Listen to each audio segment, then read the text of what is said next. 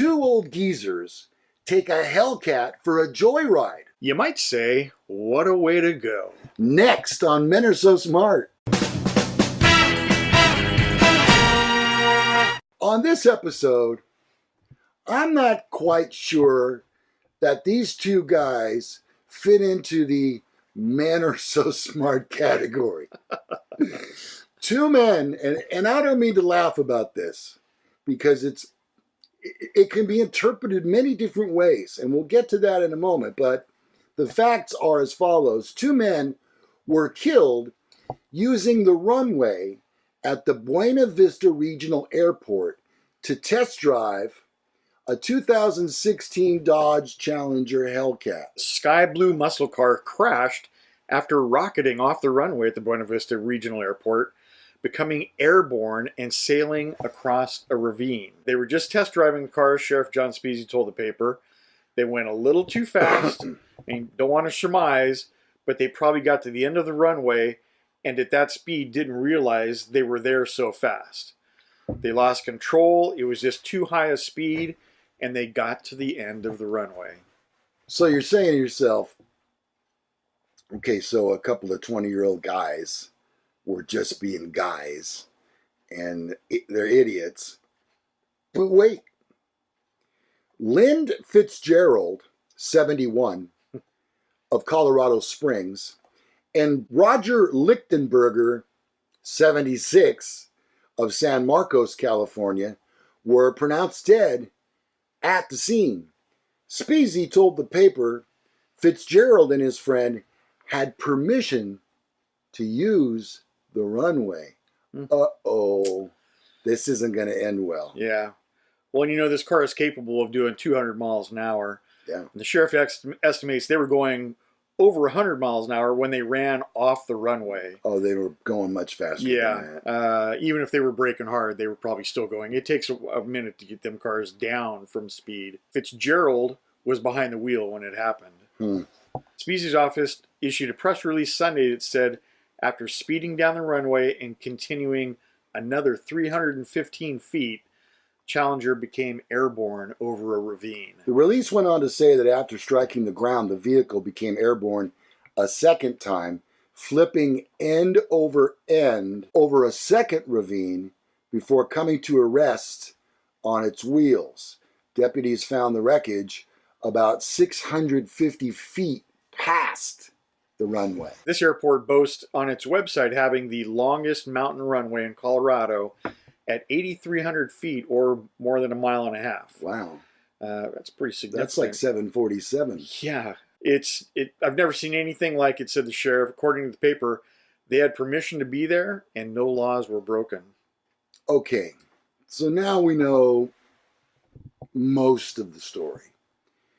But what it doesn't touch on is that these two old guys may have decided to, pardon the expression, go out with a bang. Wow. Maybe they chose this over being hooked up to tubes and living in a rest home. You know, if something's on your bucket list, that bucket list is a bucket list for a reason. So maybe this was the last thing on there. Go 200 miles an hour in a car. Yeah. But if a plane can stop, I mean, how fast is that going? That's going like 400 miles an hour. Planes can reverse their engines, though. They have thrusters that do that, right? Yeah, okay, well, to kind of slow them down. These Dodge Hellcats, I've driven one, so I know of which I speak. I can tell you that when I was driving it, it was in the city, and my foot slipped off the brake one time and hit the gas pedal. And the next thing I knew, it was like, hello, back end.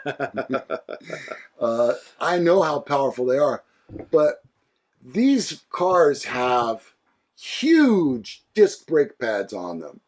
They're huge. They're like what NASCAR uses on short tracks. They use these enormous brake pads and calipers on these cars. And the rotors are designed in such a way that they dissipate heat very quickly.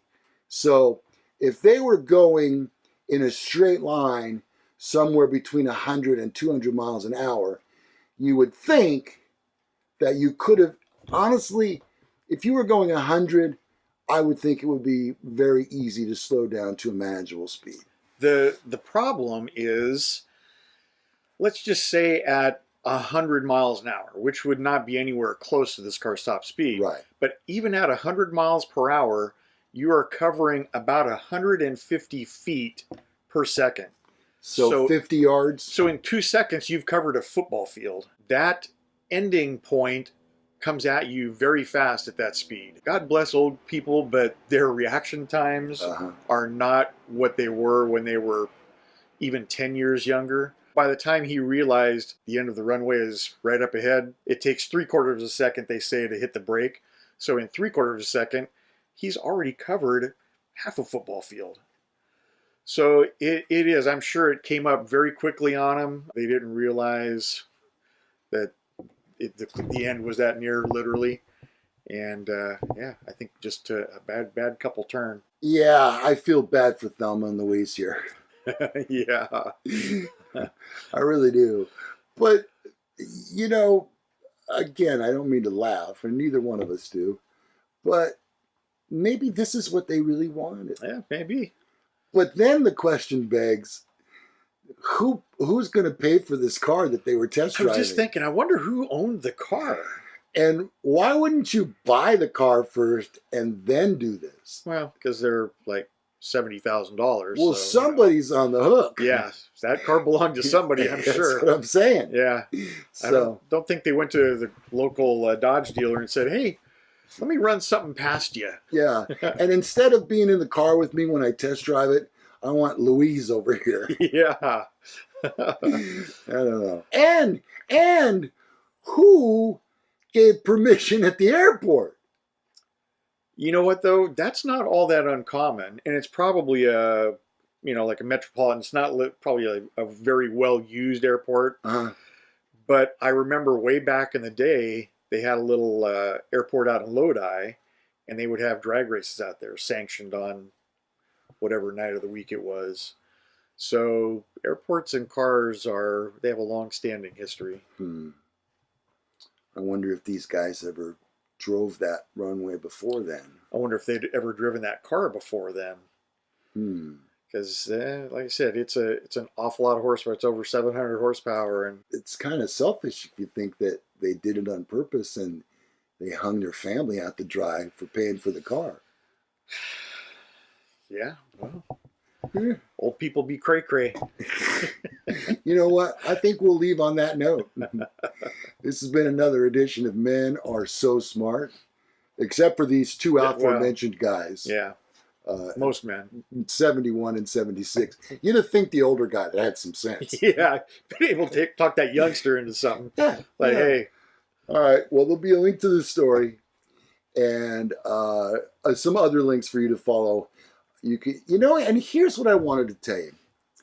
If you're a newer viewer of the show, go back and look at some of the previous episodes. And I can think of a couple that are kind of fun. Off the top of my head, Vodka Talk was very popular. The very first Inbox Me was all an of the episode. inboxes really are. They take off. They're good. If the title has sex in it, you might want to check it out. Those are good. Lately, we've been on this nether region. The JJ. Okay, enough. So go back and watch a few of the earlier episodes, and you can see the evolution of the show. It seems as though, we're getting better each episode and hitting our stride, and we thank you for continuing to watch with us. And we appreciate it. It is the fastest growing podcast in the nation right now. As far as I know, I believe that it is. Yeah. But we call it a video cast. It's a video cast. Yeah, so that's what makes it number one, because there aren't yet. Exactly. Well, there are, but they don't call themselves that.